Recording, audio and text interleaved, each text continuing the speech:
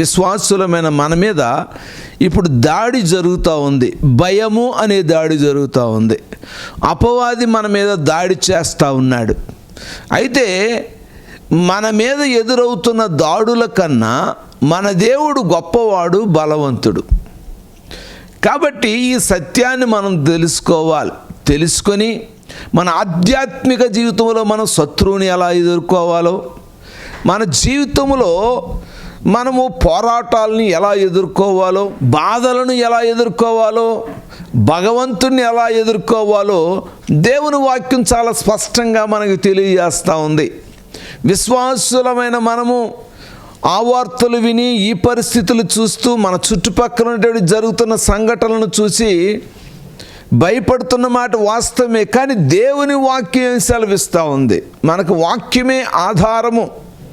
మనము ఒకసారి లోకములో నుంచి వేరుపరచబడి, ఆయన రక్తములో కడగబడి, రక్షించబడి, ఆయన సొత్తుగా చేయబడిన మన విశ్వాస జీవితాలకు ఇప్పుడు గొప్ప పరీక్ష మనకు ఎదురవుతూ ఉంది. ఏంటనంటే భయము అనే దాడి విశ్వాసిని తరుముకొస్తూ ఉంది. గమనించాలని కోరుతా ఉన్నాను. శత్రువు దాడి చేస్తూ ఉన్నాడు. మన మీద ఎదురవుతున్న దాడుల కన్నా, మనకు ఎదురవుతున్న సమస్యల కన్నా, మన చుట్టుపక్కల ఉన్నటువంటి పరిస్థితుల కన్నా మన దేవుడు గొప్పవాడు, బలవంతుడు. దేవుని స్తోత్రం, హల్లెలూయా. అందుకనే పేతురు రాసిన మొదటి పత్రిక 5వ అధ్యాయము 7వ వచనములో ఇలాగూ వ్రాయబడి ఉన్నది: ఆయన మిమ్మల్ని గూర్చి చింతించుచున్నాడు గనక మీ చింత యావత్తు ఆయన మీద వేయుడి. దేవుని స్తోత్రం. Cast all your anxiety on him. Cast all your worry on him. Because he cares for you.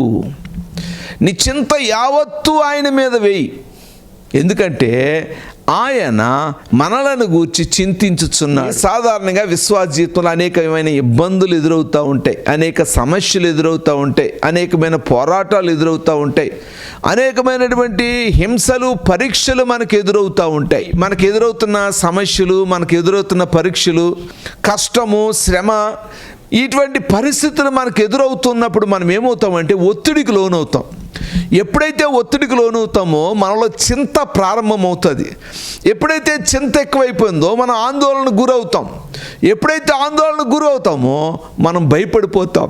భయపడిపోయి జీవము గల దేవుడు, గొప్ప దేవుడు, బలవంతుడైన దేవుడు మనకున్నాడనియో, ఆయన మన సంరక్షకుడనియో మన సంగతి మరిచిపోయి మన చింతను బాగా ఎక్కువ చేసుకుని దేవుని యొక్క శక్తి సామర్థ్యాలను మరిచిన వారమై నిస్సహాయులుగా ఉండే పరిస్థితులోనికి విశ్వాసి వెళ్ళిపోతూ ఉన్నాడు. కాబట్టి మనం ఏం చేయాలని చూసినట్లయితే మత్తయి సువార్త 6వ అధ్యాయం 31 నుంచి 33వ వచనంలో, కాబట్టి ఏమి తిందుమో, ఏమి త్రాగుదమో, ఏమి ధరించుకుందామని చింతింపకుడి, అన్యజనులు వీటన్నిటి విషయమై విచారింతురు, ఇవన్నీ మీకు కావాలనని మీ పరలోకపు తండ్రికి తెలియను. కాబట్టి మీరు ఆయన రాజ్యమును నీతిని మొదట వెతుకుడి, అప్పుడు అవన్నీ మీకు అనుగ్రహింపబడును. రేపటిని గూర్చి చింతింపకుడి, రేపటి దినము దాని సంగతులను గూర్చి చింతించును, ఏనాటి కీడు ఆనాటికే చాలును. అయ్యో రేపు ఏమైపోతుంది అని నువ్వు చింతించొద్దు. ఒకసారి ఆయన సొత్తుగా చేయబడ్డా మనం ఆయన పిల్లలం. ఆయన పిల్లలమైన మనకు ఉండాల్సినటువంటి నిరీక్షణ ఏంటంటే మన యొక్క చింత యావత్తు ఆయన మీద వేస్తే ఆయన హీ కేర్స్, ఆయన మనలను జాగ్రత్తగా కాపాడుతాడు. ఏ పరిస్థితులు మన మీద ఎదురైనా ఆయన మనలను కాపాడి సంరక్షిస్తాడు.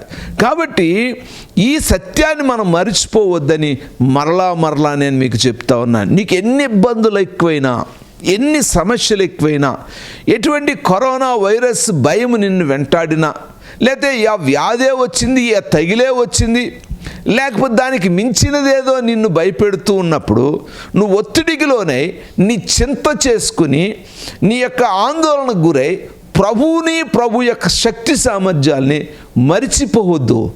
ఇదిగో ఏ పరిస్థితులకైనా చాలిన దేవుడు మనకున్నాడని గుర్తెరిగి ఆయన మీద విశ్వాసముంచి, ఆయన యందు నమ్మిక ఉంచి మనము ధైర్యముతో మన విశ్వాస యాత్ర కొనసాగింప చేయాలి. విశ్వాసం గురించి చెప్పేటప్పుడు రేపటిని గూర్చి చింతించొద్దు. అయ్యో రేపేమవుతుంది, నా భార్య బిడ్డలు ఏమవుతారు, రేపు ఒకవేళ నాకు కరోనా వచ్చేస్తుందేమో, ఇలాగ భయపడొద్దు. అలా భయపడడం ద్వారా మన యొక్క జీవితంలో ఓటమిని చూస్తాం. రేపేమి జరిగినా జరగని నా దేవుడు నాకున్నాడు. దేవుని స్తోత్రం. ఇది మనకు కావలసిన విశ్వాసము. అపోస్తలుడైన పౌలు కూడా ఫిలిప్పీయులకు రాసిన పత్రిక 4:6 ఇలాగ చెప్తూ ఉన్నాడు, దేనిని గూర్చి చింతపడకుడి గాని ప్రతి విషయములోనూ ప్రార్థన విజ్ఞాపనముల చేత కృతజ్ఞతాపూర్వకంగా మీ విన్నపములు దేవునికి తెలియచేయుడి. దేనిని గూర్చి చింతించకుడి గాని ప్రతి విషయములోనూ, ప్రతి విషయం అంటే ఎనీ ఇష్యూ, నీ వ్యక్తిగత జీవితంలో ఏ సమస్య ఉన్నా ఆ ప్రతి సమస్యను ప్రార్థన విజ్ఞాపనముల చేత కృతజ్ఞతాపూర్వకంగా మీ విన్నపములను తెలియచేయడని అపోస్తలుడైన పౌలు చాలా స్పష్టంగా ఫిలిప్పీ సంఘానికి తెలియజేస్తున్నాడు, మనకు కూడా తెలియజేస్తూ ఉన్నాడు. ఈ పరిస్థితులు ఎలాగున్నాయంటే, ఇదిగో ఒకరి కరోనా పాజిటివ్ వస్తే సొంత వారే వెళ్ళలేని పరిస్థితి, పలకరించలేని పరిస్థితి, దగ్గరికి వెళ్ళే పరిస్థితి లేదు. ఆఖరికి ఫోన్ ఇవ్వండి మాట్లాడతామంటే ఫోన్ కూడా ఇవ్వటం లేదు. భయంకరమైన పరిస్థితులు కనబడతా ఉన్నాయి. ఇటువంటి పరిస్థితులు మన చుట్టూ ఉన్నప్పుడు నీవు నేను చేయాల్సింది ఏంటంటే, మన యొక్క ప్రతి విషయములోనూ ప్రార్థనా విజ్ఞాపనముల చేత మన యొక్క ప్రతి విన్నపములు దేవునికి తెలియజేసుకుంటూ ప్రభువుని నమ్ముకొని ఎటువంటి ఇబ్బందులు, ఎటువంటి సమస్యలు, ఎటువంటి చింత ఉన్నా సమస్త చింత దేవుని మీద పెట్టి మన విశ్వాస యాత్ర కొనసాగిస్తూ ముందున్నటువంటి క్రీస్తు వైపు చూస్తూ వెనుకున్నవి మన చుట్టూ ఉన్నవి మరిచి ప్రభువు వైపే చూస్తూ ముందుకి సాగిపోతేనే మన విశ్వాస యాత్రలో ధైర్యంగా ఉండగలం. దేవుని స్తోత్రం. హల్లెలూయా. ఈ భయంకరమైన దినాలలో నీవు నేను పరిస్థితుల వైపు చూడక ప్రభువు వైపు చూస్తూ ముందుకి సాగిపోవాలి. దేవుని స్తోత్రం. హల్లెలూయా. నీ ఎదుట భయంకరమైన సమస్య ఉన్నప్పుడు, ఆ సమస్యకు పరిష్కారం నీకు దొరకనప్పుడు, ఇదిగో మౌనంగా ఉండి ఊరక నిలిచి ప్రభు యొక్క ఇచ్చే ఆ గొప్ప రక్షణను మనము చూడాలంటే మనం ఏం చేయాలంటే విశ్వాసముతో మన యొక్క విశ్వాస యాత్ర కొనసాగించాలి. ఎటువంటి విశ్వాసం ఉండాలంటే అచంచలమైన విశ్వాసం ప్రభువు మీద ఉండాలి. నా విమోచకుడు సజీవుడు, మరణము వరకు సదాకాలం ఆయన నన్ను కాపాడుతాడు.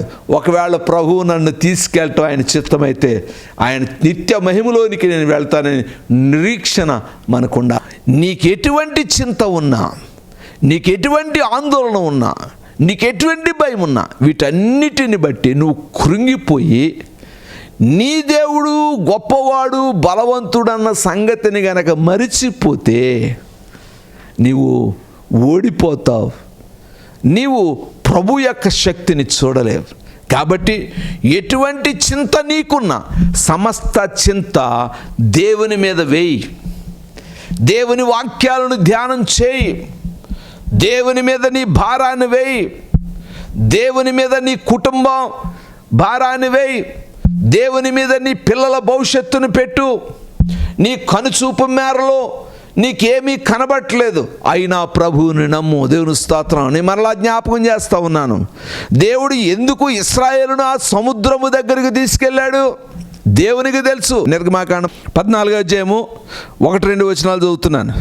మరియు యెహోవా మోషేతో ఇలాగు సెలవిచ్చెను, ఇశ్రాయేలును తిరిగి పీహా హీరోతు ఎదుటను అనగా మిగ్దోలుకు సముద్రమునకు మధ్యనున్న బయల్సెఫోను ఎదుటను దిగవలనని వారితో చెప్పుము. దాని ఎదుటి సముద్రమునద్ద వారు దిగవలను. దేవుడు చెప్తున్నాడు మోషేతో, ఆ సముద్రం నద్ద మీరు దిగాలి. ఎందుకు? దేవుడికి తెలుసు ఏం చేయాలో. దేవుడికి తెలుసు సముద్రాన్ని పాయలు చేయబోతా ఉన్నాడని. దేవుడు తెలుసు సముద్రంలో ఇగో రాజమార్గాన్ని వేయబోతా ఉన్నాడని. ఇశ్రాయేలులకు తెలియదు, మోషేకు కూడా తెలియదండి. ఇదిగో ఇశ్రాయేలును తీసుకుని మోషే వచ్చాడండి. మోషే వచ్చాడు, అప్పటికే ఇదిగో ఫరో మనసు మారింది. శత్రువు బయలుదేరి తరుముతా ఉన్నాడు. దిక్కుతోచని పరిస్థితిలో, మానవుని ఊహకు అందనటువంటి పరిస్థితులు అక్కడ జరుగుతూ ఉన్నాయి. రేపేం జరుగుతుందో నీకు తెలియదు, నాకు తెలియదు. రేపేం జరుగుతుందో మనకు తెలియదు, మన కుటుంబానికి తెలియదు, మన బిడ్డల గురించి మనకు తెలియదు. కానీ మనము ప్రభు యొక్క అడుగు జాడలలో నడవలసిందే. నీకున్నటువంటి శ్రమలో ప్రభు కొరకు నిలవవలసిందే.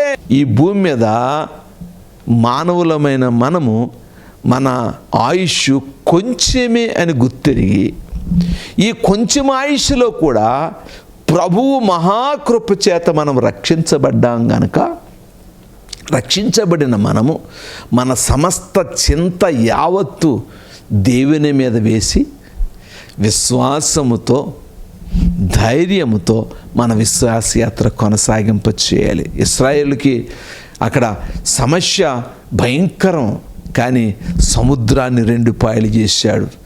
ఈ యొక్క సమయంలో మన ఎదుట కూడా మనకు ఎదురయ్యే ఇబ్బందులు, మనకొచ్చే పరీక్షలు, మనకొచ్చే సమస్యలు, మనకొచ్చే ఆ కన్నీళ్ళు, మనకొచ్చే ఈ పరిస్థితులన్నిటిని బట్టి తీవ్ర ఒత్తిడికి లోనే నిన్ను నీవు కృంగజేసుకొని ఆందోళనకు గురై నీ చింతించి ప్రభువుకి దూరం అవ్వద్దు. నీ చింత యావత్తు ప్రభు మీదే అని దేవుని వాక్యం సెలవిస్తాం. దేవుని స్తోత్రం. 6:27 అంటాడు, మీలో నెవడు చింతించుట వలన ఎత్తు మోరడెక్కువ చేసుకొనగలడు. Can any one of you by worrying add a single hour to your life. ఎవరైనా సరే చింతించటం వలన తమ మోరడు ఎక్కువ చేసుకోగల ఎవడూ చేయలేడు. కాబట్టి మన సమస్త భారము దేవుని మీద ఉంచాలి. 6:30 చూసినట్లయితే, రేపటిని గూర్చి చింతించకము. Do not be worry for tomorrow. రేపటి గురించి భయపడుకో. ఎందుకో తెలుసా, మన దేవుడు ఇప్పుడున్నవాడు, ఇక ముందున్నవాడు, రాబో తరాల్లో ఉన్నవాడు, మనలను కాపాడువాడు. దేవుని స్తోత్రం. హల్లెలూయా. మార్తను గురించి జ్ఞాపకం చేసుకున్నట్లయితే లూకాసు వార్త 10:40-42 మార్తే మొట్టమొదట యేసు ప్రభువును తన ఇంటికి ఆహ్వానించింది. అందరూ వచ్చారు, ఆమె బిజీగా ఉంది అనేకమైన పనులలో. మరి అయితే యేసు పాదాల చెంత ఉంది. మార్తా అనవసరమైన విషయాల గురించి చింతిస్తూ ఉంది. ప్రభువారు అంటాడు, మార్తా మార్తా, నువ్వు అనేకమైన పనులు పెట్టుకుని ఉన్నావు, ఉత్తమమైనది ఒకటే, ఇదిగో అది మర్యాద దగ్గర నుంచి ఎవరు తీసివేయలేరు.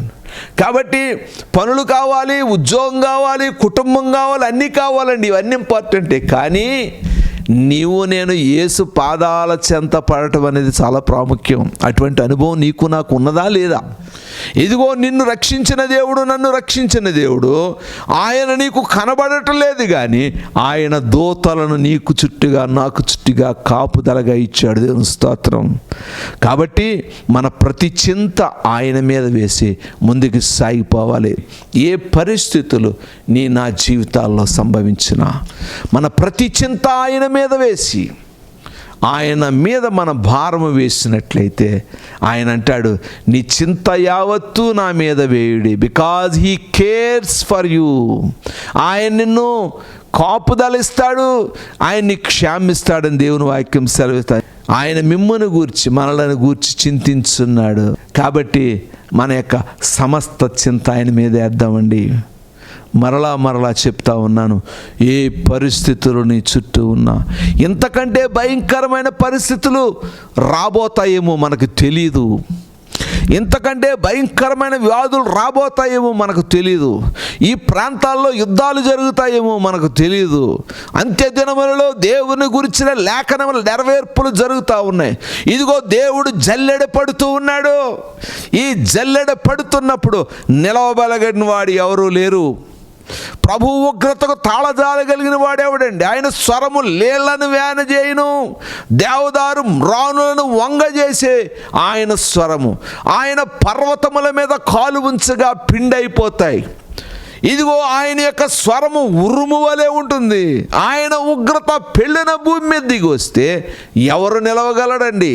ఎవరు నిలవలేడు. ఆసాపు అంటున్నాడు, అయ్యా కోపించుచునే నీ వాత్సల్యము నాపై చూపించు అంటా ఉన్నాడు. హబక్కూకు అంటున్నాడు, నీ వాత్సల్యమును నాపై చూపించు అంటున్నాడు. ఆయన మనలను వాత్సల్యము చూపిస్తున్నాడు కనుకనే ఈనాడు సజీవుడిగా ఉన్నాం. దేవుని స్తోత్రం. దేవుని వాక్యాన్ని వింటున్న ప్రియ సహోదరుడా, ప్రియ సహోదరి, ఏ విధమైనటువంటి ఆందోళన నీకున్నది?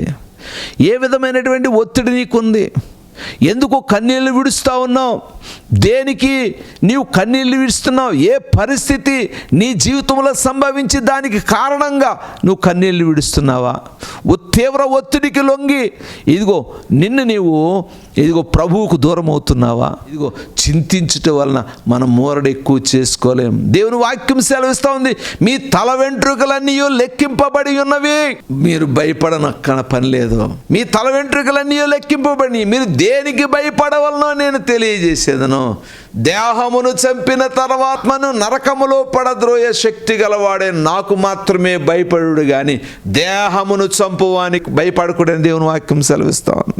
ఏదేమైనా దేవుని యొక్క వాక్యానుసారంగా నేను మీకు తెలియచెప్పేది ఏంటంటే, దేవుని వాక్యం సెలవిస్తూ ఉంది, మీ చింత యావత్తు నా మీద వేయుడి, ఎందుకంటే నేను మీ గురించి చింతించుచున్నాను అంటున్నాడు. కాబట్టి ప్రభువు మీద మనం భారాన్ని వేద్దామండి. చింతించుకో, నీ సమస్త చింత ప్రభువు మీద వేయి. ప్రభువు తప్పక నిన్ను, నీ కుటుంబాన్ని, నీ బిడ్డలను, నన్ను, నా కుటుంబాన్ని, నా బిడ్డల్ని కాపాడుతాడు. ఒకవేళ ప్రభువు నిన్ను తీసుకెళ్ళటం ప్రభు చిత్తమైతే ప్రభువు తీసుకెళ్తాడు. భయపడకు. విశ్వాసులమైన మన కొరకు నిత్య మహిమలోనికి మనం వెళ్ళి ఆ దినం కొరకు ఆ యొక్క జీవముగల ప్రభువుని ఎదుర్కోవటానికి మనం సిద్ధపాటు కలిగి ఉండాలి. కాబట్టి మనం ఏం చేయాలంటే, మన విశ్వాస యాత్రలో మన భక్తి ఎలా ఉంది, మన విశ్వాసం ఎలా ఉంది, మన ప్రార్థనా జీవితం ఎలా ఉంది, మనం పరిశుద్ధత కలిగి ఉంటున్నామా లేదా, ఏదో ఆడుతూ పాడుతూ భక్తి జీవితాలను కొనసాగిస్తున్నామా? జాగ్రత్త సుమా. మన ఆత్మ నరకములో పడద్రోయబడకుండా ఉండాలంటే ఈ భూమి మీద ప్రభు కొరకు జీవించాలి. మరలా చెప్పి ముగిస్తా ఉన్నాను, నీకు ఎటువంటి పరిస్థితి నీకున్నా నీ చింత యావత్తు ఆయన మీద వేయి. Because he cares you and your family. ఆయన నిన్ను, నన్ను, నీ కుటుంబాన్ని, నా కుటుంబాన్ని ఆయన కాపాడటానికి, క్షేమం ఇవ్వటానికి ఇష్టపడుతున్నాడు. దేని గురించి చింతొచ్చదు కానీ నీ సమస్త చింత ఆయన మీద వేయి. ఆయన నీకు సహాయము చేస్తాడు. అట్టి కృప దేవుడు నీకు నాకు అనుగ్రహించును గాక. ఆమెన్.